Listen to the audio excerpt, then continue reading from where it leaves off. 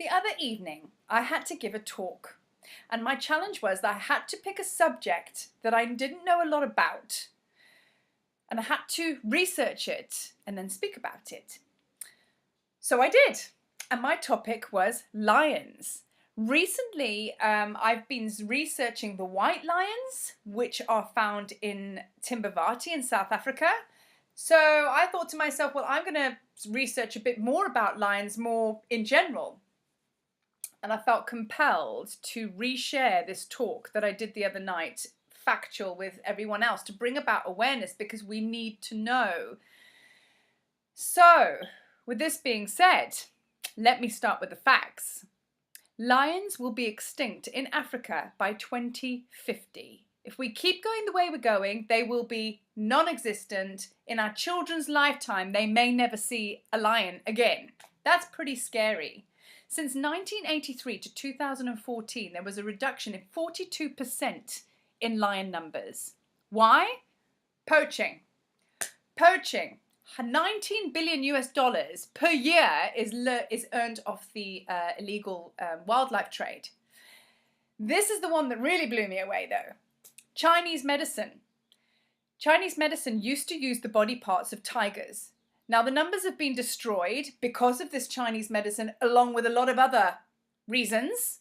Now they've decided to put the African lion in its place. There is absolutely no traditional purpose as to why you would want to use a lion. He is a filler in, fill the spot of the tiger. So they're coming to Africa and they are poaching them. They're even grinding lion bones to make wine for all of these medicinal purposes, which have been proven is just a belief and a fallacy. There's also retaliation. The lions on the land of African farmers, we have taken their habitat. So they come and kill their stock, their livestock, and then the village comes as a revenge killing, kills the lions.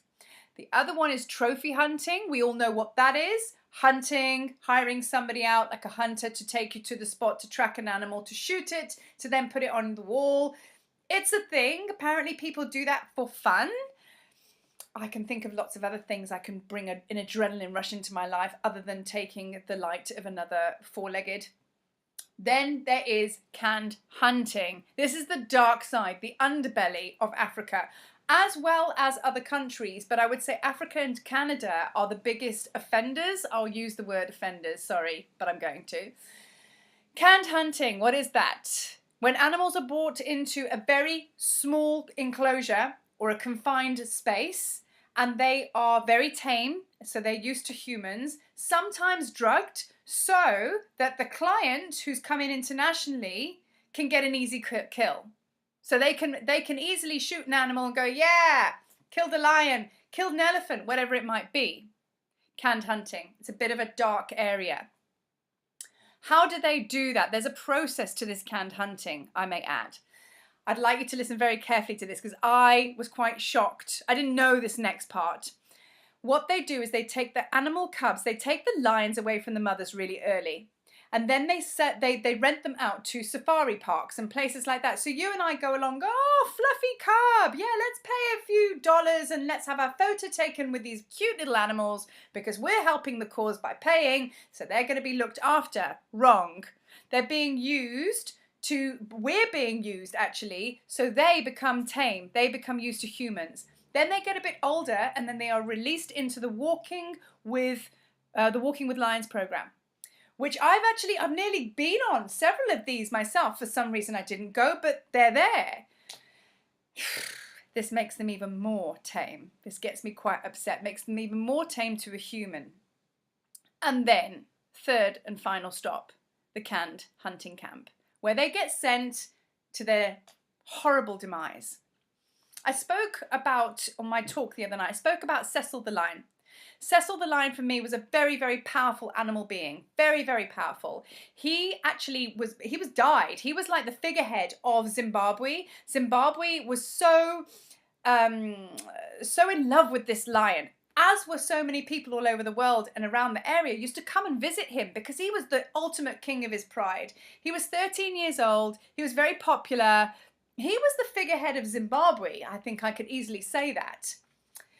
There was a hunter. It's under debate whether it was a hunter, South African hunter or Zimbabwean. Doesn't matter. He brought in an international client, an American doctor. They lured Cecil out of the Hwange National Park, which is where his safe haven was. They lured him out with an elephant carcass.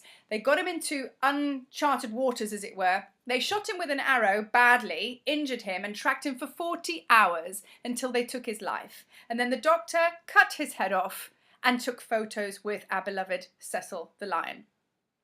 Horrific. But what it actually did, it brought a lot of awareness up around the whole world, not just on Cecil the Lion, but lions in general. So his death was not in vain.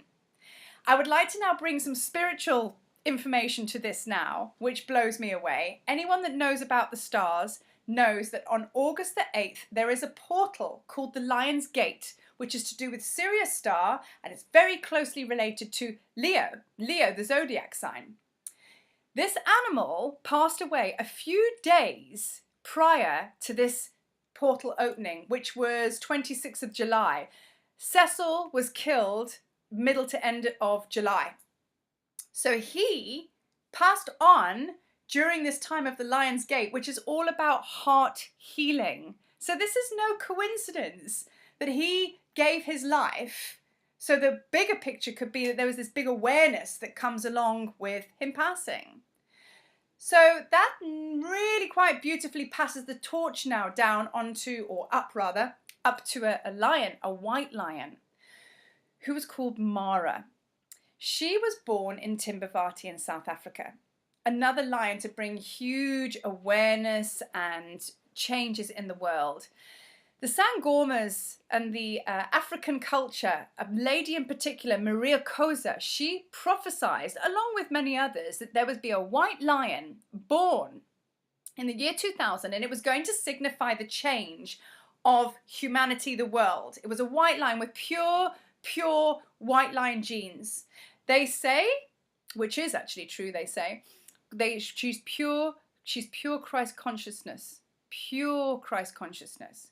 Which means it's the highest vibration. Blue eyes, white fur, not an albino lion, completely different. And she was born from two parents that were normal lion colour, so this makes it even more amazing. However, she was prophesied to be born in the year 2000. She was born in the year 2000 on Christmas Day in a town just outside a place called, wait for it, Bethlehem. You can't write this stuff, and you certainly can't ignore it. She came to show us the way. Her name Mara means mother of Ra.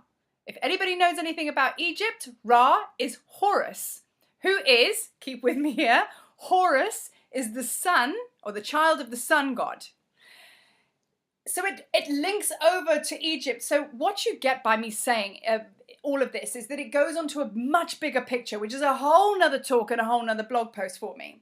But you can understand that these lions on the ground in their physical form, it's not just about that. The linkage and the lineage to the bigger spiritual stuff and the humanity of the planet. And that big map is, oh my goodness, it's huge. So I'm here to bring the awareness on the ground, to do with the animals, and to see, not just the lions, all the other animals, but also as well, the bigger picture and the connection to the spiritual stuff. I think I'm going to do more posts on this to do with the spiritual side of this connection with these lions, because I think it's really, really important that we understand this and have an awareness on it. So I'm going to do as much as I can to share this information. Any other little videos I come across, I'm going to share. And I'd really, really like to invite you to join me in this, because the only other way for us to change that these lions are not extinct by 2050 is by this. So please get involved any which way you can.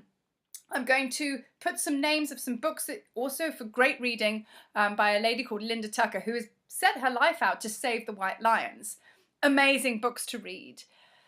Thank you for listening to this, because this has become a very, very important, passionate subject matter for me. Thank you. Peace.